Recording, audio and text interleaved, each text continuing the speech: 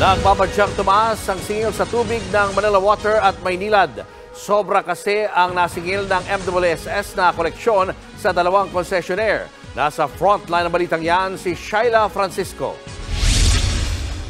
Halos 850 million pesos. Ganyan kalaki ang sobrang nakolekta ng Metropolitan Water Works and Sewerage System o MWSS sa Maynilad at Manila Water mula 2019 hanggang 2022.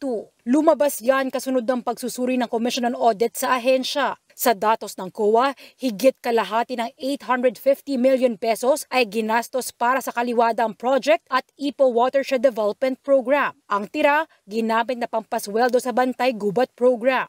Ayon sa COA, lampas na yan sa limit na itinakda ng kasunduan ng MWSS sa Maynilad at Manila Water. Hindi yan sakop ng pwedeng kolektahin. Dahil malinaw na tanging mga utang at pampondo sa taunang inaprobahang budget lang ang pwedeng kuhanin ng MWSS. At kahit magagawa ito ng MWSS, kailangan pa rin ng permiso ng Department of Finance na hindi na ipresenta ng ahensya. Dahil dyan maituturing daw na irregular ang koleksyon na kalaunan papasanin ng consumer sa pamamagitan ng dagdag singil. Ayon sa United Filipino Consumers and Commuters, hindi makatuwiran na ipasa yan sa consumers, lalo na't advance payments para sa kaliwadam ito na hindi pa naman tapos na proyekto. Sinisingil kahit hindi pa nagagawa ang mga proyektong ito.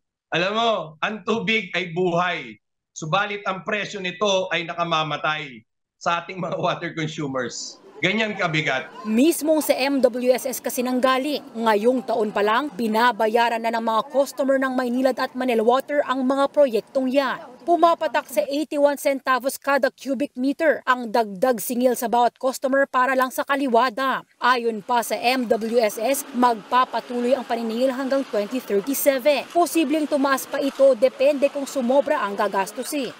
Nagbigay tayo ng investment, kailangan i-spread out natin yan, no?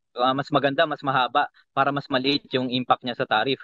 Giit naman ng MWSS, walang irregularidad sa kinokolekta nila para sa kaliwada. May mga hindi talagang inaasahang gastos tulad ng pagproseso ng permits, pagbili ng lupa at resettlement ng mga apektadong pamilya na hiwalay sa aprobadong budget.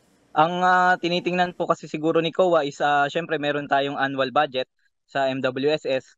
At itong mga cost components na sinasabi niya katulad nung standby cost ng kaliwa and other expenses, ito po kasi hindi mo ito mapo-foresee. Wala pang pahayag ang MWSS hinggil sa Ipo Watershed Development at Bantay Gubat, pero handa daw sila klaruhin ang mga issue sa COA. Hindi pa malinaw kung maibabalik sa consumers ang sobrang singil. Nagbabalita mula sa Frontline, Shaila Francisco, News 5. Mga kapatid, Lucy Cruz Valdez po, maging maalam at may pakialam sa mga napapanahong balita sa bansa. Tumutok at mag-subscribe sa News 5 social media pages.